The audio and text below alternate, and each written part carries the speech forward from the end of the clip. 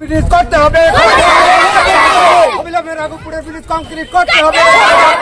ভোটের আগে প্রতিশ্রুতি মেলে ভুরি ভুরি, বাড়ি বাড়ি আসেন জনপ্রতিনিধিরা, আর ভোট মিটতেই দেখা যায় অন্য ছবি।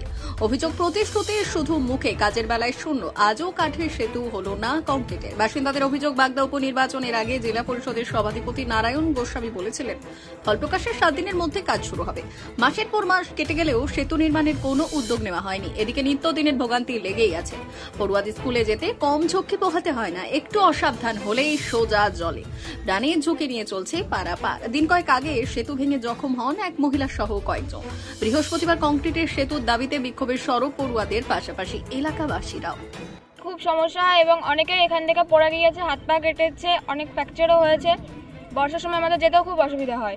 আমাদের সমস্যা, ব্রিজটা পুরো ভাঙা থাকে, আমাদের অনেকটা ঘুরে ঘুরে যেতে হয়। বর্ষার সময় আমরা আমাদের ছেলে মেয়েকে নিয়ে 7 কিলোমিটার সাইকেল চালিয়ে স্কুলে আপ ডাউন করি, টিউশন করাতে যাই। রাত্রেবেলা টিউশন থেকে ফেরার সময় এমন সমস্যা, পড়ে গিয়ে যদি আমরা জলের মধ্যে পড়ি, বাচ্চাটার অবস্থা কি হবে? কত পড়ে পড়ে হাত পা কেটে কুটে গেছে। আর এখন তো চলার অবস্থাই নেই। রাত্রেবেলা কত সমস্যা হয়, দিনের বেলা তো যা হোক করে তাও আমরা চলি, রাত্রেবেলা। এলাকাবাসীদের অভিযোগ, উপেন বিশ্বাস মন্ত্রী হয়ে শিলান্যাস করেছিল সেতু, তবে শিলান্যাস পর্যন্তই সীমিত, হয়নি সেতুর কাজ।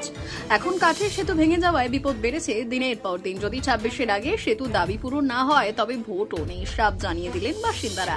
তা আগামী নির্বাচনের আগে যদি এই ব্রিজের কাজ শুরু না হয়, আমরা কোনো রকম নির্বাচন হতে দেবো না। গ্রামের সবাই আন্দোলনে বসবো। এখান থেকে ধরেন প্রায় 200 ছাত্রছাত্রী পার হয় এবং প্রতিনিয়ত ব্যবসা বাণিজ্যের জন্য ওরকম সমসংখ্যক লোক পার হয়।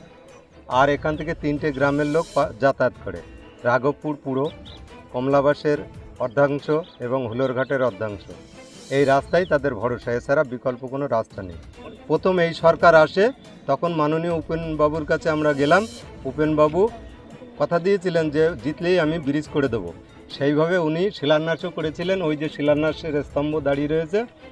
তারপরে জেলা পরিষদের দিদিকে অনুষ্ঠানে দিদিকে ফোন করেছি, তখন বলেছিলেন যে জেলা পরিষদ থেকে করে দেওয়া হবে। দীর্ঘ 10 বছর অতিক্রান্ত, আজ পর্যন্ত ব্রিজের কোনো সুরাহা হয়নি।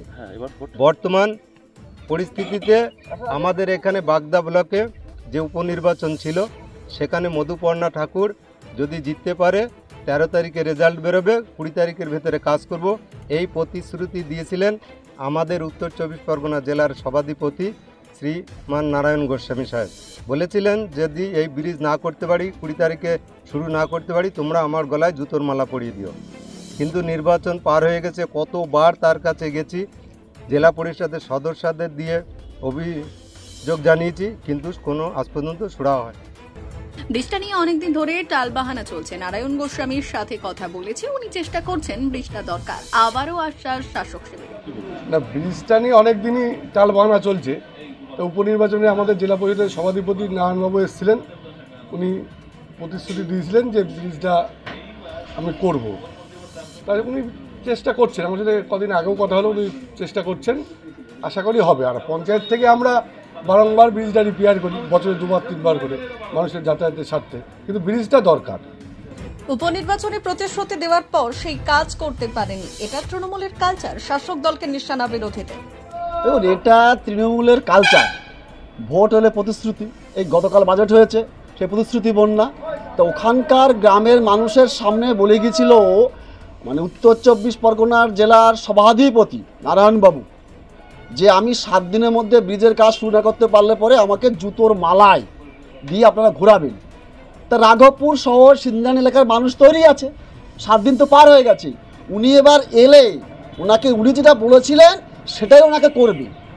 তবে এখন দেখার বাকি আদতেও প্রতিশ্রুতি পূরণ করে নাকি শাসক দল। সেদিকে তাকিয়ে বাগদার সিন্দ্রানী রাঘবপুরের কয়েকশো পরিবার।